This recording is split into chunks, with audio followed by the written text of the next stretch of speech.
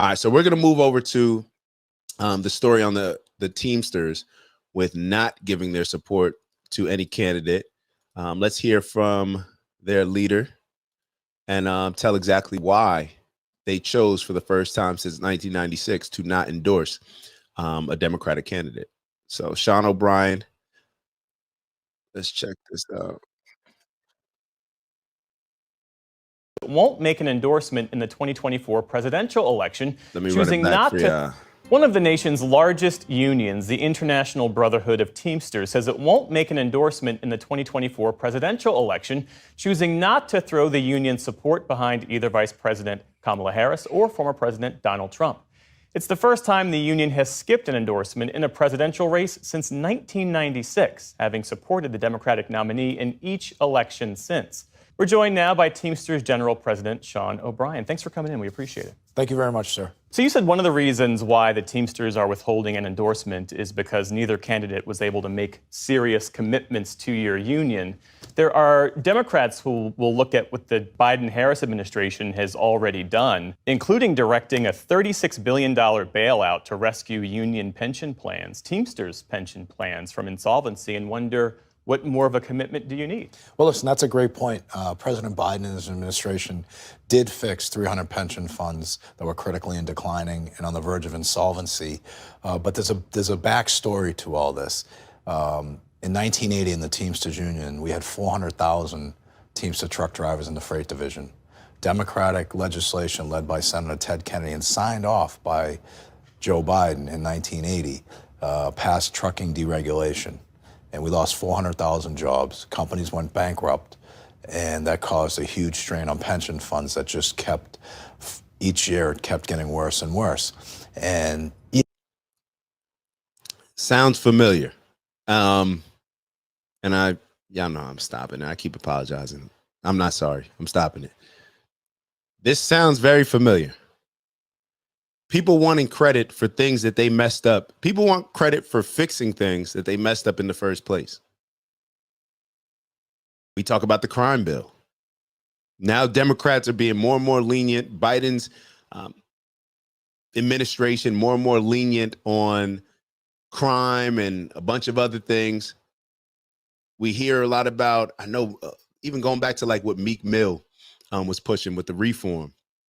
A lot of the things that Joe Biden and his administration were trying to reform were a lot of the things that were caused by his decisions, by his crime bill. Now, of course, those are from years earlier, but this is very similar to what this gentleman is saying as well.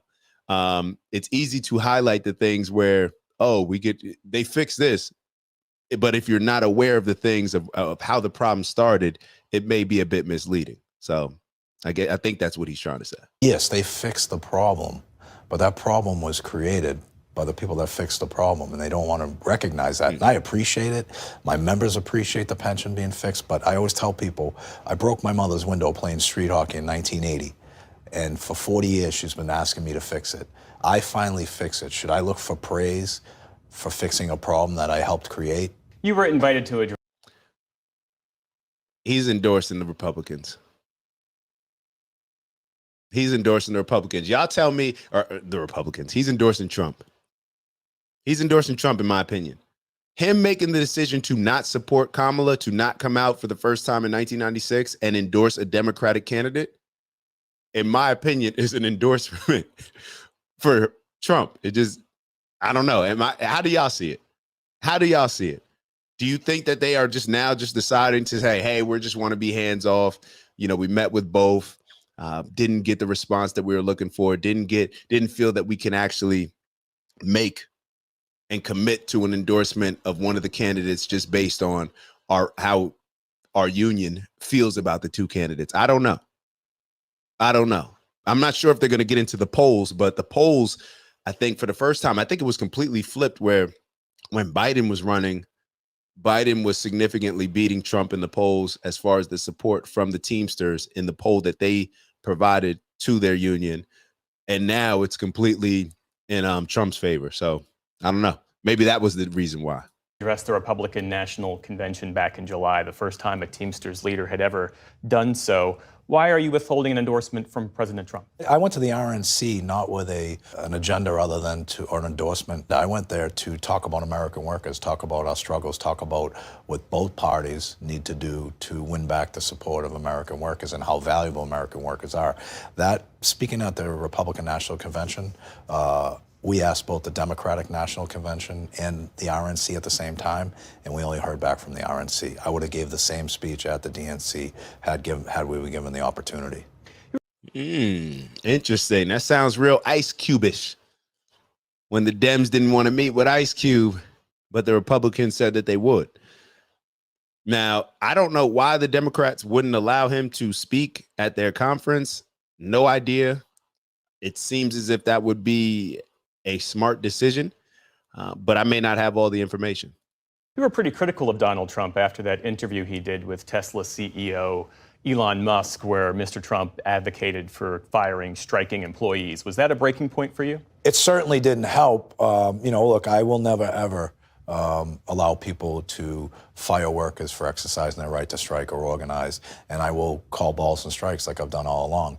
And former President Trump was out of line with his comments, and I expressed my feelings to him, but it resonated with our members, and that was one of the reasons that the International couldn't endorse President Trump either, amongst other reasons. We didn't get a commitment on vetoing national right to work, and conversely with Kamala Harris, we didn't get a commitment on protecting our members' right to strike under the Railway Labor Act. So there were a lot of mitigating factors on why we didn't endorse nationally. And look, by the polling alone that we did, our members sent a clear message to the Democratic Party and the Republican Party. We are getting attacked from the far left because we didn't make an endorsement, and the far right is not happy that we are working with some Republicans to try and get some things done. So this is an opportunity for both parties, Democrats, to reestablish their commitment and look back and say, something must be broken. Instead of looking to blame the leaders or the members, they should look in the mirror and say, how do we fix this? We were the working people party at one time. And it's an opportunity for Republicans who claim they want to be the working people's party. It's an opportunity for them to prove it. So let me ask y'all a question, because I've actually spoken with friends of mine, and it seems like a lot of young people are deciding to, or as of right now, are leaning towards not participating in the election. Is that justified based on the same reason to not endorse a candidate? I agree with everything that he's saying. You want to use as much leverage as possible. So if he's making the decision like, hey, you guys are going to have to, instead of just, giving us lip service, you're actually going to have to make a commitment to solve some of these things that we've been pressing for in order for us to support you. Should that be the mindset of us also when it comes to voting? I don't know. I've been very clear with where I've stood on the last two elections. I decided to not vote. I remember the first time that I decided to not vote, it was between Trump and Hillary. And I said, you know what? I'm no longer giving the Democrats my vote for free. You're either going to have to show me something first in order for me to vote for you, period. I think that that's a reasonable thought process, especially considering the history that Democrats have of making promise after promise after promise, but not delivering on the things that were important to me at the time. So I made that decision. And I remember the next day, I brought this up maybe before a while ago, where is it Dan Lehrer or Bill Lehrer? Dan Lehrer, I think he has a show. And the next day when Trump won, the entire segment was based on people who normally vote Democrat, but decided to not vote this particular election cycle. That's what the show was about.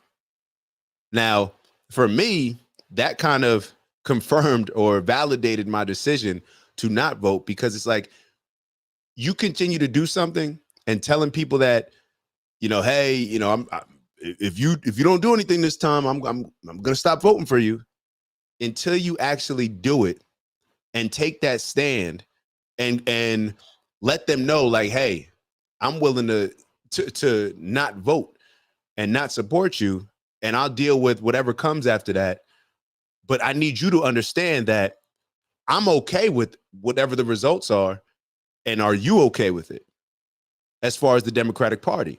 And if you're not okay with it, then you actually need to take real actionable strides to delivering on some of these things that you continue to promise. So I'm just thinking about it, kind of like a lot of thoughts floating through my mind.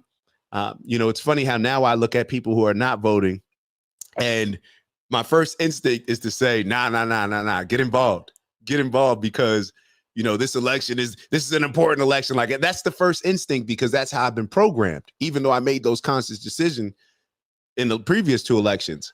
And I understand why people were telling me that I should vote.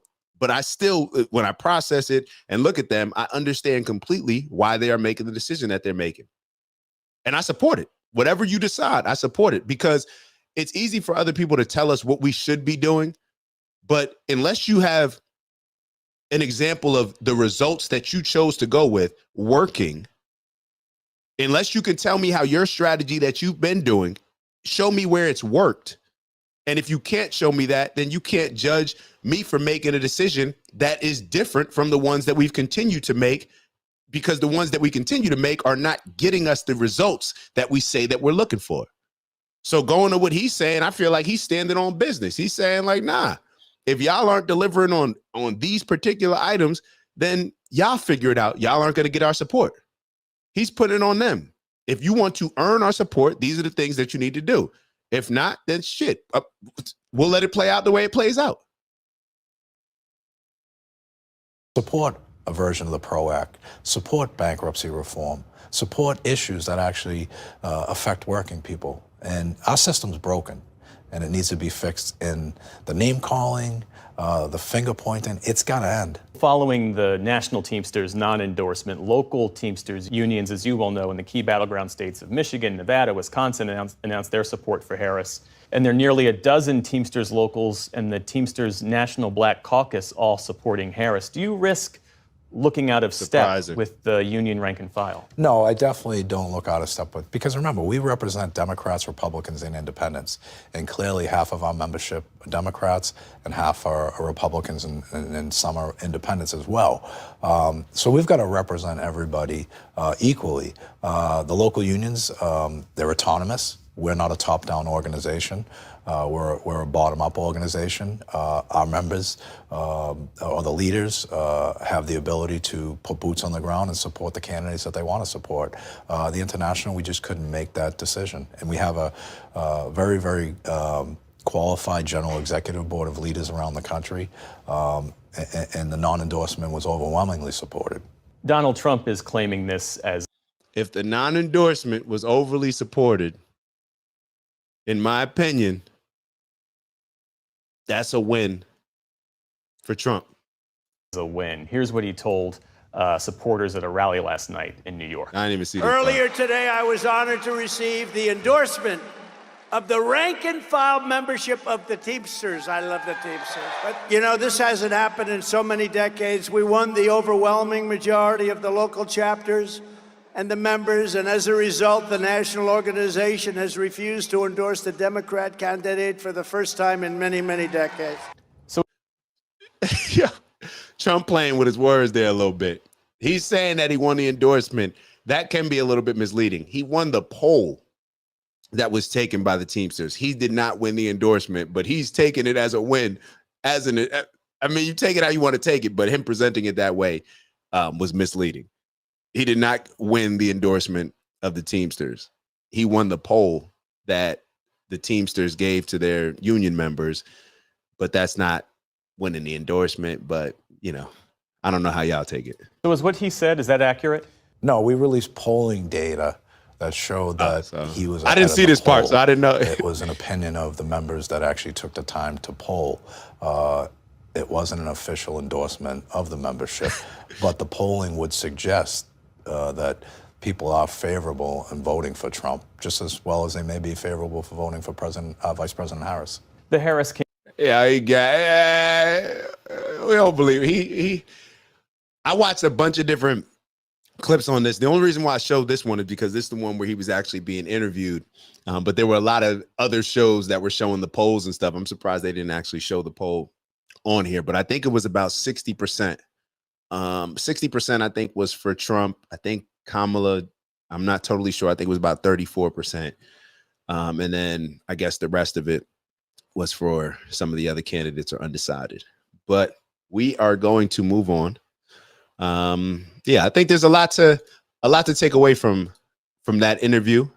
A lot to take away from him standing on business and just saying like, yeah, we're not endorsing any of y'all until you prove it. Until you prove it. This is the show me. Cat Williams said 2024 is the year of the truth. So you got to actually follow through on your actions and not just give lip service. So that's what it seems like is happening. And speaking of lip service, let's move on to David Muir, however you pronounce his last name. But this was one of the moderators from the debate. Interesting interview. It's Dak. Just want to thank you for checking out our video and visiting the OG Network. If you enjoyed the video, please make sure that you give us a like.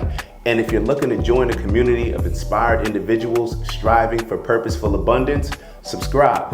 And if you're feeling real generous, share the video with some friends and family. All right, I'll see y'all soon. Ew.